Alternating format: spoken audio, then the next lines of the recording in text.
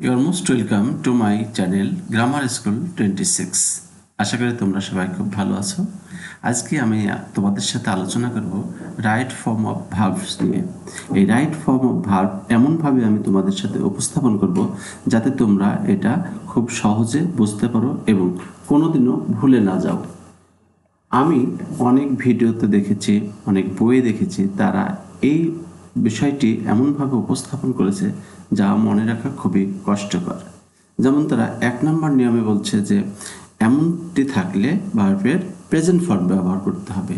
2 নম্বর নিয়মে আবার বলছে যে এমনটি থাকলে আইএনজি ফর্ম ব্যবহার করতে হবে। 3 নম্বর নিয়মে আবার বলছে যে এমনটি থাকলে ইনফিনিটিভ ব্যবহার করতে হবে। এভাবে একটার সাথে আরেকটার মিল না রেখে উপস্থাপন করেছে যা মনে রাখা এবং বুঝতে পারা কঠিন। তাই আমি রাইট ফর্ম অফ ভার্বের সকল নিয়মকে আলাদা আলাদাভাবে 4টা ধারায় উপস্থাপন করব যাতে তোমরা খুব সহজে বুঝতে পারো এবং মনে রাখতে পারো। তো no more talking, let's start. প্রথমে আমরা ভাব কাকে বলে সেটা জানব। তো যে ওয়ার্ড দ্বারা কোনো কিছু করা বা হওয়া বোঝায় তাকে ভাব বলে। বাংলায় বলা হয় ক্রিয়া বা কাজ। যেমন আই রাইট এ লেটার, আমি পত্র লিখি। হি প্লেজ ফুটবল, সে ফুটবল খেলে। দে লিভ ইন ঢাকা, তারা ঢাকায় থাকে বা বাস করে। Helal goes to school, Helal স্কুলে যায়। You are my best friend, তুমি আমার সবচেয়ে ভালো বন্ধু। এই বাক্যগুলিতে রাইট, প্লেজ, লিভ, গোজ, আর এগুলি হলো ভার্ব বা ক্রিয়াপদ। Forms of verb.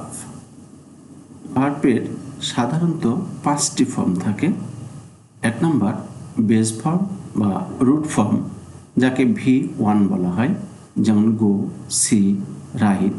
2 number past form বা V2, যেমন went, saw, wrote. 3 number past participle form বা V3, যেমন গন, সিন, রিটন। এখানে দেখো base form go, see, write, ওদেরই past form went, saw, rode, past participle gone, seen, written. 4 নম্বর হলো ING form. ING form হলো base form plus ING. ভার্বের base form তার সাথে আইএনজি যুক্ত হলে তাকে বলা হয় আইএনজি ফর্ম, যেমন কামিং, গোয়িং, রাইটিং ইত্যাদি। 5 নম্বর ইনফিনিটিভ ফর্ম। ইনফিনিটিভ ফর্ম হলো টু প্লাস বেস ফর্ম, যেমন to go, two C, two right ইত্যাদি। এখানে একটা নোট আছে, এটা খুব ভালো করে মনে রাখবা। বি বা টু বি ভার্ব হলো am, is, are, was, were, been. এই 5টাকে এক কথায় টু বি ভার্ব বলা হয়। ইউজ অফ বেস ফর্ম, অর্থাৎ কোন কোন ক্ষেত্রে বেস ফর্ম বা ভার্বের রুট ফর্ম ব্যবহৃত হয় আমরা প্রথমে সেইগুলি জেনে নেব। 1 নম্বর হলো প্রদত্ত বাক্যটি সিম্পল প্রেজেন্ট টেন্স হলে এবং তার সাবজেক্ট যদি থার্ড পারসন সিঙ্গুলার নাম্বার হয়, সেক্ষেত্রে অ্যাফার্মেটিভ সেন্টেন্সে মূল ভার্বের বা ব্র্যাকেট ভার্বের রুট বা বেস ফর্ম হবে এবং ভার্বের শেষে এস বা ইএস যুক্ত হয়। যেমন মিল্টন সিং এ প্যাথেটিক সং, এটার উত্তর হবে Milton sings a pathetic song. এই বাক্যটা প্রেজেন্ট ইনডিফিনিট এবং তার সাবজেক্ট দেখো থার্ড পারসন সিঙ্গুলার, তাই ভার্বের শেষে এস যোগ করা হয়েছে।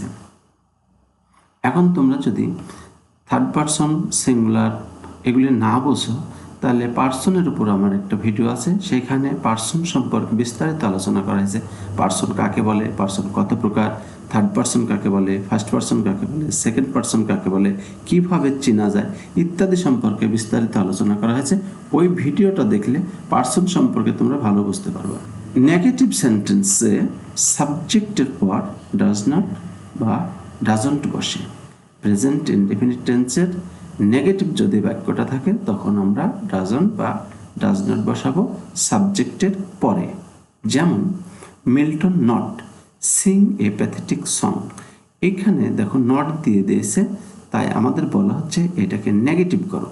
তাহলে এইটার উত্তর হবে Milton does not sing A pathetic song. Milton third person singular, তাই ডাজ নট বসেছে। আরেকটা জিনিস দেখো, এইখানে মিল্টন সিংস আছে, এইখানে মিল্টন ডাজ নট সিং আছে, অর্থাৎ সিং এর সাথে এস যুক্ত হয়নি, কারণ ডাজ ব্যবহৃত হলে মূল ভাবের সাথে এস বা এস যুক্ত হবে না। পরের উদাহরণ, ইন্টারোগেটিভ সেন্টেন্সে সাবজেক্টের পূর্বে ডাজ বসে, যেমন মিল্টন সিং এ প্যাথেটিক সং। এইখানে দেখো প্রশ্নবোধক চিহ্ন দিয়ে আমাদের বলা হচ্ছে যে এই বাক্যটাকে ইন্টারোগেটিভ করো। তাহলে এইটা প্রেজেন্ট ইনডেফিনিট, আমরা জানি একে ইন্টারোগেটিভ করতে গেলে প্রথমেই ডাজ ব্যবহার করতে হবে, অর্থাৎ উত্তরটা হবে does Milton Singh A pathetic song. এখানেও দেখো সিং মূল ভার্ব, তার সাথে এস যুক্ত হয়নি, কারণ ডাজ ব্যবহৃত হয়েছে। Rule 2, always, every day, sometimes, often, seldom, generally, daily, regularly, occasionally, usually, normally, frequently, every time ইত্যাদি অ্যাডভার্ব কোনো সেন্টেন্সে থাকলে এবং সময়ের উল্লেখ না থাকলে সেন্টেন্সটি প্রেজেন্ট ইনডেফিনিট হয় এবং ব্র্যাকেট ভার্বের বেস ফর্ম হয়। যেমন শি অলওয়েজ ডিস্টার্ব মি, এই যেখানে অলওয়েজ আছে তাহলে এটা নিঃসন্দেহে প্রেজেন্ট ইনডেফিনিট টেন্স হবে। অতএব এইটার আনসার হবে শি অলওয়েজ ডিস্টার্বস মি। ডিস্টার্বের সাথে এস যুক্ত হয়েছে, কারণ শি থার্ড পারসন সিঙ্গুলার। পরের উদাহরণ, my father read the Quran every morning. Answer হবে my father reads the Quran every morning. Rule 3, চিরন্তন সত্য বা ইউনিভার্সাল ট্রুথ, হ্যাবিচুয়াল ফ্যাক্ট বোঝালে প্রেজেন্ট ইনডেফিনিট টেন্স হয়। এক্ষেত্রে ব্র্যাকেটে বি ভার্ব থাকলে তার পরিবর্তে সাবজেক্ট ও নাম্বার অনুযায়ী এম, ইজ, আর বসে। যেমন the sun give us light, এটার আনসার হবে the sun gives us light. The sun third person singular, তাই ভার্বের সাথে এস যুক্ত করা হয়েছে। পরের উদাহরণ দেখো, water to be an important element of the environment. এইখানে দেখো ব্র্যাকেটের ভিতর টু বি আছে, অতএব এর উত্তর হবে water is an important element of the environment. এখানে ওয়াটার থার্ড পারসন সিঙ্গুলার, তাই ইজ হয়েছে। থার্ড পারসন সিঙ্গুলার হলে ইজ হয়, আই হলে এম হয়, অন্যান্য সবার সাথে আর হয়। আরেকটা জিনিস মনে রাখবা, ওয়াটার, এয়ার, এইসব জিনিসগুলি থাকলে সাধারণত প্রেজেন্ট ইনডেফিনিট টেন্স হয়।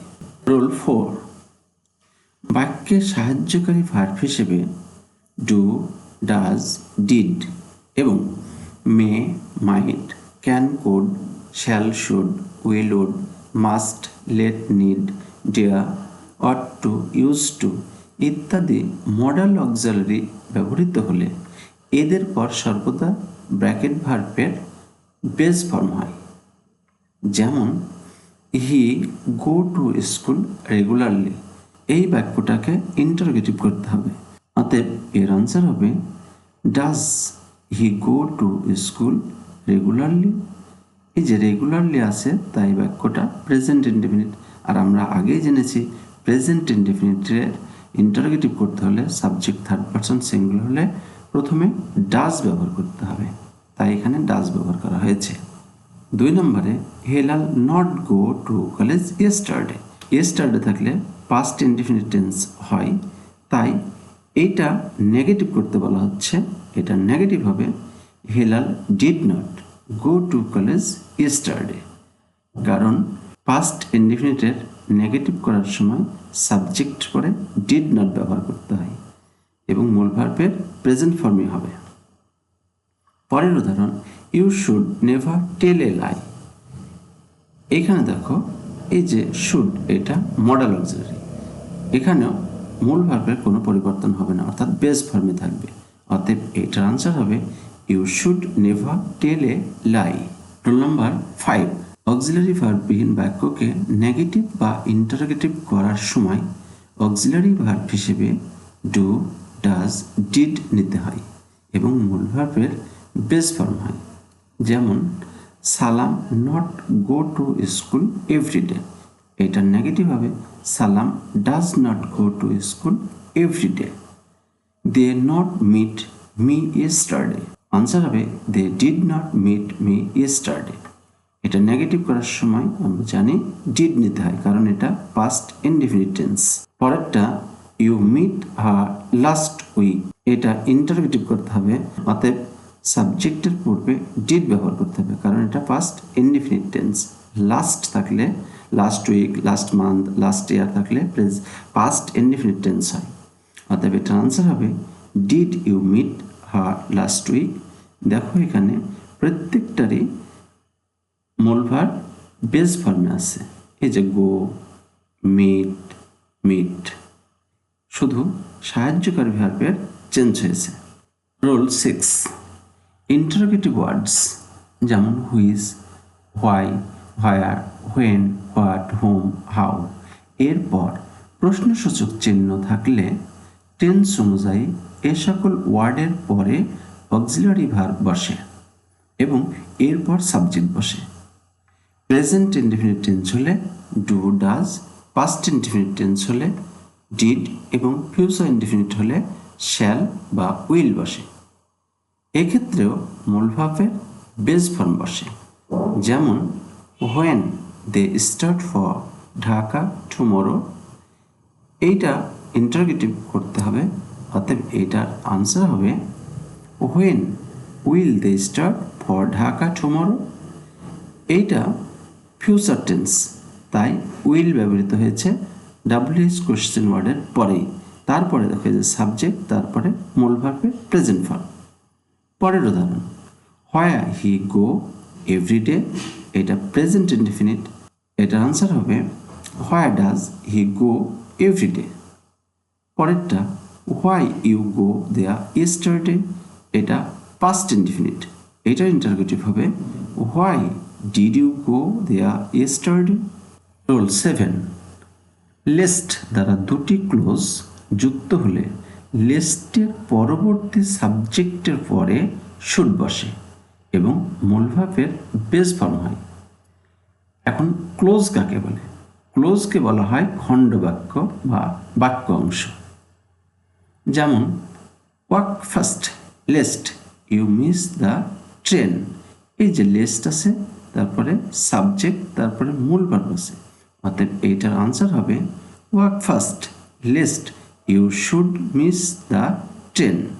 দেখো এখানে সাবজেক্টের পরে অতিরিক্ত শুড ব্যবহার করতে হয়েছে এবং মূল ভার্বের বেস ফর্ম আছে। পরেরটা Rina reads attentively lest she fail in the exam, answer হবে Rina reads attentively lest she should fail in the exam. একটা জিনিস মনে রাখবা, লিস্ট থাকলে সকল সাবজেক্টের সাথে শুড ব্যবহৃত হবে, সাবজেক্ট যেটাই হোক আমাদেরকে শুড নিতে হবে মেন ভার্ব বা ব্র্যাকেট ভার্বের পূর্বে। Rule 8, agree, desire, decide, demand, hesitate, hope, want, refuse, accept, intend, glad, wish, consent, fail, forget, learn, offer, pretend, promise, plan, seem, try ইত্যাদির পর ভার্বের ইনফিনিটিভ ফর্ম বসে, অর্থাৎ ব্র্যাকেট ভার্বের বেস ফর্ম হয় এবং তার পূর্বে টু যুক্ত করতে হয়। যেমন I am very glad receive your letter, এটার আনসার হবে I am very glad to receive your letter. They decided go there, answer হবে they decided to go there. She hopes pass the examination, answer হবে she hopes to pass the examination. এখানে দেখো প্রত্যেকটা bracket ভার্বের পূর্বে two যুক্ত হয়েছে, কিন্তু ব্র্যাকেট ভার্বের প্রেজেন্ট ফর্ম বা বেস ফর্ম আছে, কাজে এই ভার্বগুলি তোমরা মনে রাখবা যে এদের পরে টু প্লাস ভার্ব হবে। Rule 9, had better, had rather, had sooner, would better, would rather, let, need ইত্যাদির পর প্রদত্ত ভার্বের বেস ফর্ম হয়। এবং প্রদত্ত ভার্বের পূর্বে টু থাকলে বাদ যায়। এই সকল যদি কোনো বাক্যে থাকে এবং টু যদি থাকে তাহলে টু বাদ যাবে এবং মূল ভার্বের বেস ফর্ম হবে। যেমন you had better to go to hospital. এই যে টু গো এটা ব্র্যাকেট ভার্ব, অর্থাৎ এইটার আনসার হবে you had better go to hospital. দেখো এখানে টু বাদ গেছে এবং বেস ফর্ম হয়েছে মূল ভার্বের।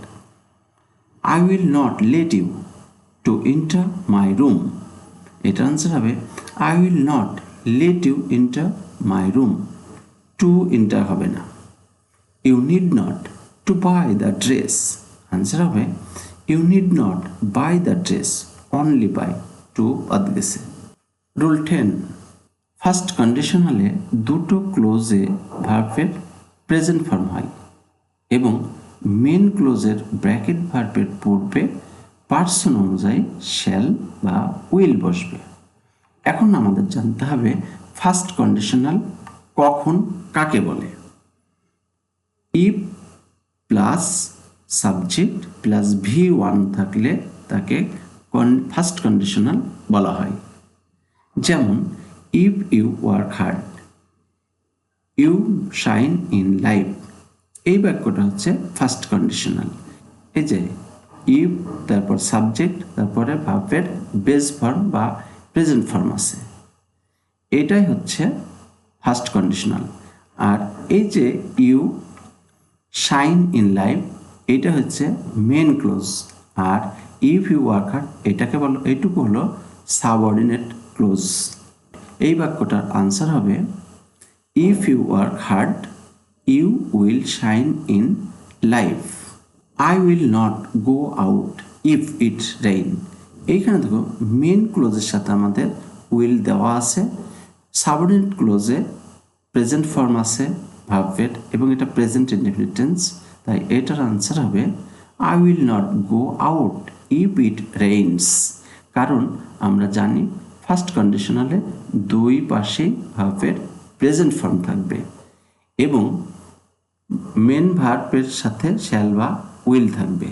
এখানে আমাদের মেন ভার্বের সাথে উইল দেওয়াই আছে, তাই সাবঅর্ডিনেট যে আছে তার প্রেজেন্ট ফর্মের সাথে এস যুক্ত করা হয়েছে, কারণ it third person singular. Rule 11, second কন্ডিশনালে মেইন ক্লোজে উড কুড মাইটের পর ভার্বের বেস ফর্ম হবে। তাহলে সেকেন্ড কন্ডিশনাল হবে if plus subject plus V2 থাকলে, এবং ফার্স্ট কন্ডিশনালে কি যুক্ত হবে শ্যাল উইল। আর সেকেন্ড কন্ডিশনালে মেন ভার্বের সাথে বা ব্র্যাকেট ভার্বের পূর্বে উড কুড মাইটের যে কোনো একটা বসবে। যেমন ইফ ইউ কেম দে গো। এটা দেখো এই যে ইফ তারপর সাবজেক্ট তারপর ভার্বের পাস্ট ফর্ম দেওয়া আছে, আচ্ছা V2 এটা, অতএব এটা সেকেন্ড কন্ডিশনাল। এবং মেন ক্লোজে সাবজেক্টের পরে ভার্ব দেওয়া আছে গো। এইটার আনসার হবে if you came they would go. এই যে আমাদের নিয়মে বলা হয়েছে যে মেন ভার্বের পূর্বে উড কুড মাইটের যে কোনো একটা বসবে, তবে উডই সবচেয়ে বেশি বসে, এটা মনে রাখবে। রুল 12, ভবিষ্যৎ সময় নির্দেশক শব্দ যেমন tomorrow, tonight, day after tomorrow, next day, next month, next week, next year, coming Sunday বা কামিং মানডে ইত্যাদি থাকলে সেন্টেন্সটি ফিউচার ইনডিফিনিট টেন্স হয় এবং ব্র্যাকেট ভার্বের বেস ফর্ম হয়। যেমন tomorrow I start for London. এই যে টুমরো আছে, অতএব এটা ফিউচার ইনডিফিনিট টেন্স। এটার কারেক্ট আনসার হবে tomorrow I shall start for London. এই যে সাবজেক্টের পরে শ্যাল নিয়েছে এবং বেস ফর্ম বসেছে স্টার্টের। রুল 13, লেটের পরে অবজেক্ট প্লাস ভার্বের প্রেজেন্ট ফর্ম হয়। লেটের পরে অবজেক্ট এবং অবজেক্টের পরে যে ভার্ব আসবে তার প্রেজেন্ট ফর্ম বা বেস ফর্ম হবে।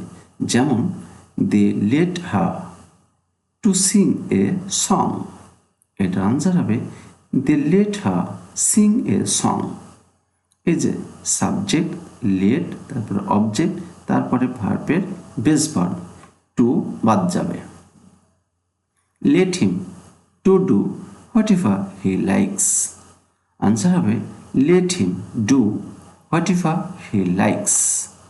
তাহলে দেখো এখানেও লেটের পরে অবজেক্ট, তারপরে মূল ভার্বের বেস ফর্ম বসেছে। আরেকটা জিনিস মনে রাখবা, এই যেখানে লাইকস, এখানে লাইকস হবে কারণ এটা প্রেজেন্ট ইনডিফিনিট টেন্সে আছে, আর প্রেজেন্ট ইনডিফিনিট টেন্সের সাবজেক্ট থার্ড পারসন সিঙ্গুলার, তাই এখানে এস যুক্ত করা হয়েছে। এখন এইটাতে যদি ব্র্যাকেট ভার্ব দিত তবু আমরা এখানে এস যুক্ত করতাম। ব্র্যাকেট ভার্ব দিলে তারা এখানে এস দিত না, শুধু লাইক দিত, আমরা আনসার লিখতাম লাইকস। রুল 14, মেইন ভার্ব বা ব্র্যাকেট ভার্বের পূর্বে am to, is to, are to, was to, were to, has to, have to, had to, shall have to, will have to, able to, used to ইত্যাদি থাকলে bracket verb বা main ভার্বের base form হবে। যেমন he is to help his father in his work. Answer হবে he is to help his father in his work. এই যে দেখো এখানে মূল ভার্ব বা ব্র্যাকেট ভার্বের পূর্বে ইজ টু আছে, তাই ব্র্যাকেট ভার্ব বেস ফর্মে থাকবে। রুল 15, ভবিষ্যতে কোনো কিছু করার ইন্টেনশন বা অভিপ্রায় ব্যক্ত করতে সাবজেক্টের পূর্বে be verb plus going to এর পর ভার্বের বেস ফর্ম হয়। যেমন Rahul is going to build a house. এই যে গোয়িং টু, অতএব এটার আনসার হবে Rahul is going to build a house. এখানে বিল্ড আছে, এখানেও বিল্ড, কারণ তার পূর্বে গোয়িং টু আছে। গোয়িং টু এর পূর্বে সবসময় ভার্বের বেস ফর্ম থাকবে, এটা মনে রাখবা। অনুরূপভাবে my father is going to make a garden next year. Answer হবে my father is going to market a garden next year. Rule 16, need modal auxiliary verb হিসেবে ব্যবহৃত হলে প্রেজেন্ট ইনডেফিনিট টেন্সে সাবজেক্ট থার্ড পারসন সিঙ্গুলার নাম্বারের ক্ষেত্রে interrogative ও negative সেন্টেন্সে ভার্বের পূর্বে ডাজ বা ডাজ নট বা এস বসে না। যেমন she need not buy the dress. Answer হবে she need not buy the dress. এই শিটা দেখো থার্ড পারসন সিঙ্গুলার, তারপরে নিডের সাথে এস যুক্ত হয়নি, কারণ এইখানে নিডটা হলো মডাল অক্সিলারি। অনুরূপভাবে নিড শি গো দেয়ার, এটা ইন্টারোগেটিভ, এটা আনসার হবে নিড শি গো দেয়ার। এখানেও নিডের সাথে এস যুক্ত হয়নি, কারণ এটা মডাল অক্সিলারি ভার্ব হিসেবে ব্যবহৃত হয়েছে। কিন্তু নিড অর্ডিনারি ভার্ব হিসেবে ব্যবহৃত হলে সাবজেক্ট থার্ড পারসন সিঙ্গুলার হলে এস বা ইএস যুক্ত হয় এবং নেগেটিভ সেন্টেন্সে ডু নট, ডাজ নট বসে। এক্ষেত্রে নিডের পরে ইনফিনিটিভ অর্থাৎ টু প্লাস ভার্ব ওয়ান বা বেস ফর্ম বসে। যেমন he need to go there. Answer হবে হি নিডস টু গো দেয়ার। এইখানে এটা অর্ডিনারি ভার্ব, এখানে এটা অর্ডিনারি ভার্ব হিসেবে ব্যবহৃত হয়েছে, তাই নিডস হয়েছে, কারণ এখানে সাবজেক্ট থার্ড পারসন সিঙ্গুলার। পরেরটা হি নিড টু গো দেয়ার, এটা ইন্টারোগেটিভ, এটার আনসার হবে does he need to go there. Everybody need to rest sometimes. Answer হবে everybody needs to rest sometimes. Rule 17, before দ্বারা যুক্ত দুটি ক্লোজের মধ্যে বিফোরের আগের ক্লোজটি ফিউচার টেন্স হলে পরের ক্লোজটি প্রেজেন্ট ইনডেফিনিট টেন্স হয় এবং মূল ভার্ব বা ব্র্যাকেট ভার্বের বেস ফর্ম হয়। যেমন I shall write to him before he return. এখানে দেখো এই যে বিফোরের পূর্বে এটা ফিউচার ইনডেফিনিট টেন্স, অতএব এইটা হবে প্রেজেন্ট ইনডেফিনিট টেন্স। অতএব এটার আনসার হবে I shall write to him before he returns. যেহেতু এটা প্রেজেন্ট ইনডেফিনিট এবং সাবজেক্ট থার্ড পারসন সিঙ্গুলার, তাই রিটার্নের সাথে এস যুক্ত করা হয়েছে। এইখানে যদি সাবজেক্ট অন্য কিছু থাকতো, ফার্স্ট পারসন কিংবা সেকেন্ড পারসন, তাহলে এস যুক্ত হতো না, কিন্তু এটা বেস ফর্ম হবেই। রুল 18, সেন্টেন্সের প্রথমে উড দ্যাট থাকলে উক্ত সেন্টেন্সের সাবজেক্টের পর কুড প্লাস মূল ভাব বা ব্র্যাকেট ভার্বের বেস ফর্ম হবে। যেমন would that I meet her, এই যে উড দ্যাট আছে তারপর সাবজেক্ট আছে, এটার আনসার হবে would that I could meet her. Would that থাকলে সাবজেক্টের পরে কুড এবং ব্র্যাকেট ভার্বের বেস ফর্ম নিতে হবে, এটা মনে রাখবা। রুল 19, সো দ্যাট বা ইন অর্ডার দ্যাট প্রভৃতি দ্বারা দুটি ক্লোজ যুক্ত থাকলে দ্বিতীয় ক্লোজের can, could, may, might plus bracket ভার্বের বেস ফর্ম হয়। এখানে একটু বলে রাখি, ক্যান মে বসে সেন্টেন্সটা প্রেজেন্ট টেন্সে থাকলে, কুড মাইট বসে সেন্টেন্সটা পাস্ট টেন্সে থাকলে। যেমন he works hard so that বা in order that he shine in life. এটার কারেক্ট হবে he works hard so that বা in order that he can shine in life. এই যে দেখো সো দ্যাট বা ইন অর্ডার দ্যাট আছে, তাই সাবজেক্ট পরে ক্যান অতিরিক্ত নিতে হয়েছে এবং মূল ভার্ব বা ব্র্যাকেট ভার্বের বেস ফর্ম ব্যবহার করা হয়েছে। যদি এই বাক্যটা পাস্ট টেন্সে থাকতো তাহলে আমরা ক্যান না নিয়ে কুড নিতাম। Rule 20, make, let, help, have, get যখন পজিটিভ ভার্ব হিসেবে ব্যবহৃত হয় তখন তার স্ট্রাকচারটি নিম্নরূপ হবে। এখন পজিটিভ ভার্ব কাকে বলে? পজিটিভ ভার্ব হলো সেই সকল ভার্ব যে ভার্বগুলো কাউকে দিয়ে কাজ করিয়ে নেয়, আর পজিটিভ ভার্ব হিসেবে এই 5টা ভার্ব ব্যবহৃত হয়। কাজে এগুলি ব্যবহারের স্ট্রাকচারটা হলো সাবজেক্ট প্লাস ওই ভার্ব, যেমন মেক, লেট, হেল্প, হ্যাভ। এইখানে দেখো শুধু গেট বাদ দেওয়া হয়েছে। কেন বাদ দিয়েছে পরে বলছি।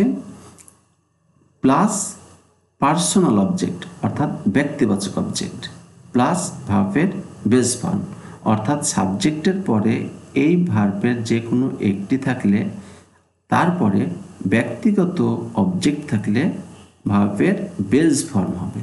যেমন I made him to wash my car. এই যে মেড তারপরে ব্যক্তিগত অবজেক্ট তারপরে টু ওয়াশ আছে, অতএব এইটার আনসার হবে I made him wash my car. 2 নম্বর স্ট্রাকচার হলো subject plus get plus personal object plus to plus ভার্বের বেস ফর্ম। এবার মনে হয় তোমরা পার্থক্যটা বুঝতে পেরেছো যে এইখানে গেট নাই কেন।